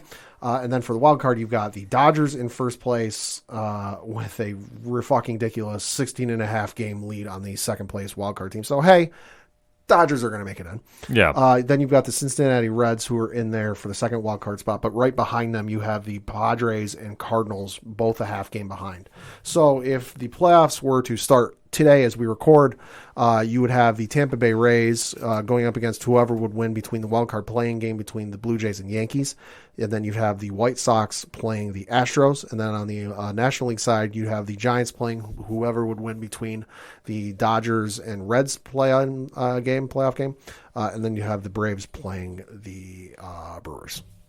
So some fun baseball coming up if it all lines up. Oh, yeah, no, postseason's a lot of fun. Like, I know regular season, like we said, it's a slog, it's a marathon, Yeah, it's not a sprint, but postseason baseball's so much goddamn fun. Oh, yeah, postseason baseball is what we really kind of hone in on. Like, we don't go over the regular season because it's 162 games. Yeah. The needle doesn't really move like it does in other sports when you start out talking those early beginnings of the season.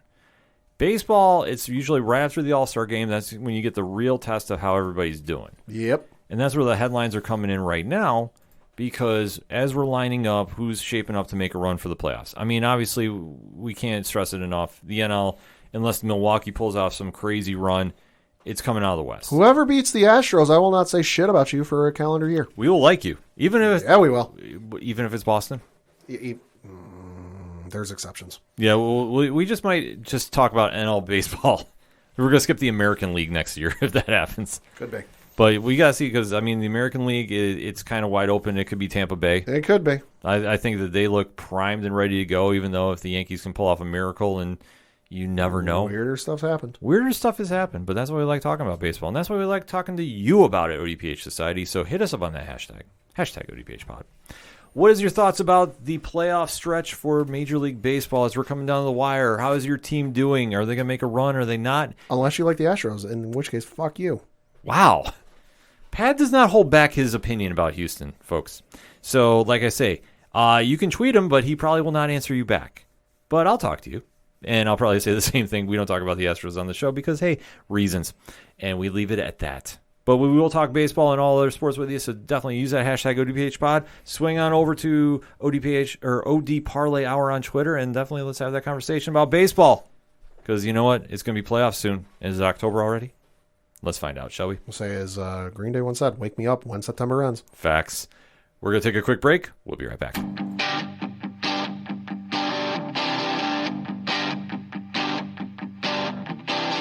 This is Tom from Tom Joe Lou, This is Matt from Sideroom Sounds. and you're listening to ODPH Podcast. Wanna go where no one knows my name, to the desert, the oceans, or the plains. 'Cause I wanna go. Coming back for the final segment on this edition of the ODPH Podcast. Pad, what you got? Kind of took a little college football astoundingly, because there's a game I got circled on my calendar this coming weekend that is huge. No, it's not Michigan State taking on Miami. No, it's not Virginia Tech taking on West Virginia. No, it's not. I think Alabama's taking on Florida. Yeah, Alabama's taking on Florida. Fuck either of those teams. Who likes them anyway? Whoa. It's not Georgia Tech taking on Clemson. No, it is Auburn Tigers traveling up to Pennsylvania to play Penn State in Happy Valley at Beaver Stadium. This game's taking place on Saturday, 7:30 on ABC. Why am I talking about this game, Ken? I know a lot of people are asking. It is white out game. Ooh, which means down at Happy Valley. Down at Happy Valley, Beaver Stadium, which broke ground 1959, was renovated and expanded a whole goddamn bunch load of times. It is the second largest college football stadium in the country, behind only the Bake House in Michigan. Its capacity is listed at 106,572 fans, according to their Wikipedia page. They somehow managed to cram in 110,889 people for the 2018 game against Ohio State, where they had a fantastic blocked field goal that they returned for a touchdown. But they got a whiteout game taking place this Saturday against Auburn, where currently Penn State is favored by 6 points. The over-under is 53. This game is going to be loud. If you've never seen a whiteout game, you absolutely goddamn should. Look up the video on YouTube, Penn State Whiteout 2019. That audio in that video is not edited. It is not bolstered. It is not boosted. It is nothing done to it. That is how the game did. And sounded. It is absolutely nuts. It's definitely something to check out. So like I said, taking place this Saturday, 7:30 on ABC. Penn State and Auburn in the whiteout game. And it is going to be loud. Yeah, it's definitely going to be loud. It'll definitely be a sight to be seen. And I'm willing to guess first whiteout game, because they didn't have one last year because of COVID and all that. Willing to think that that attendance record might be broken. Yeah, definitely. They're going to cram them in there to the rafters. They're going to definitely be making their presence felt. I mean, there's one thing about college football being back. The fans are definitely excited about it. And obviously, your coach, my coach, the coach, Coach Duffy, has a lot to say about it. Who's rooting for Alabama? Yep. Well, that is the rumor, but we are rumored to be having a Parlay Points blog come from him somewhere in the near future. He was too upset to come by the show. Going to give his top 10 Alabama quarterbacks. Oh my God, Pad wants that smoke like nobody's business. For my base, going to do a little more wrestling talk. I mean, obviously, last night, Monday Night Raw had a great ending with Big E finally winning the world title. About time. Fuck yeah, man. Good for him. Super, super excited about that.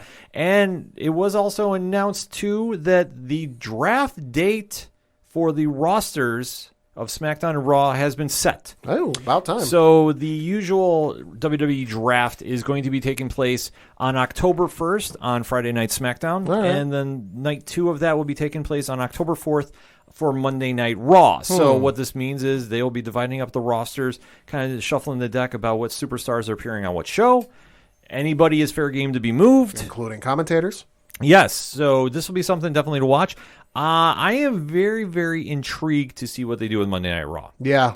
Because I know that They got to balance some things out. they do, because SmackDown is so star-heavy right now with Roman Reigns, John Cena, Brock Lesnar, Becky Lynch. Well, Cena can go. Cena's an exception. He can go wherever he wants, wherever he wants. but that's where he's been appearing most lately. That's why I kind of throw that in there. That was so heavy that I thought it was the smart move that Big E went to Raw Yeah. because he is a star. Yeah. And he definitely deserves the spotlight, and to give him that main event with him and Bobby Lashley is perfect, and run that back, too, because I'd love to see a feud get built up there. Absolutely. There's so much possibilities you can do there, and especially adding a superstar to Raw can definitely help that show, because even though it is rising in the ratings, which is puzzling to a lot of people right now, this is a win-win situation for Raw. Yeah. And if you can definitely do something to help your brand out and shuffle the deck, go right ahead and do it. They just got to balance things out. Yeah, that's the only thing they need to do. I mean, they're not doing it as a panic move. This is something they do every year. Well, so every couple of years. Yeah, every so often. But Yeah. usually, we get very intrigued about seeing who gets moved where. And for wrestling fans, we'll have something to talk about on social media. So definitely, Because that's always lacking. yeah, we'll definitely have something positive to say about it. There we go. Exactly. We don't do that negative stuff. We don't promote that toxicity. You can take that somewhere else. We only talk about the positive stuff here on the whole 607 podcast brand. So that being said, it is locks and leaps time, but I have the fancy graphic done. Ooh, I have look at the you. list done. Look at you. Oh, I know. This is something I've been waiting to do, because obviously the ODPH Locks and Leaps Invitational has been something of legend amongst the independent podcast community. It is done by invite only. We had some friends join us this year, as you heard on the football special. And this is week 1's results. Are you ready, Pat? All right. So sitting at the top of the leaderboard is the one and only Padawan J himself with 4 points. Heyo. Tied with Joey DiCarlo from So Wizard at 4. And JT from the East Coast Adventures at 4. All right. And following them is me at number 3. Also with Mash from Geek Ops. Definitely shout out to them. Evan the Great from JVD and the Crossover Collision podcast. Great show, too. If you're not listening to Crossover Collision, you got to get stepping on it. Brian Wayne from Cheers to Comics also in there at the 3 spot with 3 points. Andy Adams making an appearance at 3 points, too. And Jay West from We Get Dubbed with 3 points as well. All right. And then with 2 points right now in its opening week 2, so this isn't trash talk, this is just stats. JVD from Crossover Collision and Rich from 3FN. Our coach Duffy has 1 point, and Mac East had the goose egg this week. Hey. Which, hey, like I say this all the time, we don't crown champions after 1 week. We crown them after 18 weeks. So we'll have to see how week 2 shapes up, but we give you one of our picks right here on the show each week. So, Pad, why don't you give us your lock and your leap? For my lock, I'm going to take my New England Patriots, who are traveling on the road to the Jets. When the Patriots are favored by 5.5. I think they're going to correct mistakes. Damian Harris is going to have super glue attached to his gloves. Okay, not really. But I think they're definitely going to make some improvements. I like what I saw last week. I think there's definite room for improvement, and I think they're going to make those improvements. And hey, let's face it, the Jets fucking suck. They almost beat a Carolina Panthers team who, like I said in the first segment, marginally better than they are, but the Patriots, I think, are largely better than they are. So I think the Patriots will be able to pull off that win. And then on the flip side, for my leap, I'm going to take the Cincinnati Bengals, who are currently underdogs to the Chicago Bears by 3 points. Cincinnati's 1-0, Chicago's 0-1. Listen, I think Burrows and everything they got going on at Cincinnati is going to be able to click and make it run. And Chicago, you really ain't got nothing going. I'm sorry. I'm actually surprised the Bengals are dogs, to be honest with you in this. I'm really, really genuinely surprised. Yeah, so am I. Wow. That's not switching my pick, though. So for my lock, I am taking those Arizona Cardinals. Hey. 4.5 against Minnesota. There you go. If you stop Derrick Henry, you can stop Dalvin Cook. That's true. So thank God he's not on my fantasy team. I know. That's what I was going to say. And I know that Minnesota fought a very, very tough and game Cincinnati Bengals this past weekend. It took them to overtime and that whole 9. But look, Arizona is the real deal. I'm sorry. I mean, they did a whooping on Tennessee. I think they're definitely going to cover here, too. I could definitely see it be by a touchdown. And then for my leap, I don't care what happened Monday night. I am taking those Baltimore Ravens plus 3.5 against Kansas City. Where's this game? Oh, it's in Baltimore. Okay, so that's not as bad as playing in Arrowhead. No, it's definitely not. And It's marginally quieter. here's the thing. The Ravens had a very devastating loss on Monday night. And granted, the Raiders are the real deal. Like I say, it's just consistency is the thing about them. Kansas City got taken to the limit by Cleveland. That's true. Cleveland's on the upswing, though. Cleveland is on the upswing. But we forget that Baltimore is always in that contention. And that defense is going to be laying some hits on Patrick Mahomes. Layeth the smackdown, as The Rock would say. Because if you're coming into Baltimore, especially on a bad loss, they're going to be up for it. They're going to be ready to go. I maintain what I said in our Twitter group thing last night after the end of the Raiders-Ravens game. I don't want to hear shit about that defense for like a week after that blown coverage at the end of the game last night. But see, that's where I think they'll make the adjustments for Kansas City. Like, this is going to be a team rebound. Because Harbaugh is definitely going to want to get back on the winning ways, especially with Pittsburgh being in first place. That's true. I mean, well, technically Cincinnati's tied with them too. But Baltimore definitely wants to get that W out of the way. And if they're going to be a playoff team, they need to contend with the playoff teams. You can say what you will about the Raiders, but Kansas City did not look so dominant against the Browns. The Browns are still young. A couple bad plays here and there cost them. I think the Ravens, though, are going to surprise them. I could see Lamar Jackson keeping this on the ground a lot. Oh, he's going to have to. He's going to be. This is going to be a make or break game for him. Yeah. In the sense of you want to be an elite quarterback, you want to be getting those Josh Allen contracts. This is the games you prove him in. And then I think they're going to pull off the W. Isn't he winless against Kansas City? Right. So Mahomes, he's either got one win or no wins. I think he's got one win. Okay. But either way, this is the game he's got to step up in. I'm sorry, because if they go down 0-2, I'm not saying Baltimore's in trouble. It's going to be hard. But with that division, and we talked about how tough that AFC North is, they got to start putting those wins together, especially against the big teams. So if they're going to be contenders, they're going to have to win. I could see this being a 31-28 game. I'll even give you a point spread on that. And we'll definitely have to find out who our fellow competitors are going to be taking in the Lex and Leaps Challenge. If you want to find out about everything going on with that, swing on over to Facebook.com/Ocho Parlay Hour, and you can catch up on the standings right then and there. It's the pinned tweet this week, and it will be for the remainder of the week because that's what we do during football season. So we'll definitely have a lot more to talk about on next week's podcast, so definitely you don't want to miss any minute of the action. That being said, music heard on this edition of the ODPH is out of Brian Wolf. Man, he has got a lot of stuff going on. Yeah, he does. We got to get him to come on the show via Skype or Zoom and kind of give us an update because every time I try getting everything written down, it's usually changing and he's doing something else. But Pat, if I want to find out everything going on with Brian, where do I go? ODPHpodcast.com. Right on. You swing on over to the music section. Check out everything going on with Brian. Check out everything going on with Shout at the Robots, Second Suitor, Floodlands, Yard Party. The list goes on and on and on. And definitely don't want to forget about Tom Jolu because Tom Jolu is freaking fantastic. You can also support them. You can go check out and support the blogs on Parlay Points because we got new ones coming each and every day. It feels like this week. And that has picked up, and I want to say personally thank you for checking them out too. Blogs Count Anywhere, the comic reviews. We are rumored to be having a Coach Duffy corner coming. Rumored, so you definitely want to stay tuned for that. You can also go check out the Classifieds, which has friends of the show, organizational link support, and Black Lives Matter. All the amazing pod groups we are in because, frankly, if your group isn't on Podchaser, are you really in a group? I don't think so. So we definitely want to shout out the aPODalypse. We want to shout out Inner Circle. We want to shout out 607 Podcasts and our good friends over at 8122productions.com. All of that, the TeePublic Store link, and so much more is at odphpodcast.com. That's all I got for this week. So for the one and only Padawan J, Fuck the Astros. I'm your host, Ken M. Thank you as always for listening to the ODPH, better known as the Ocho Duro Parlay Hour. We'll see you next time.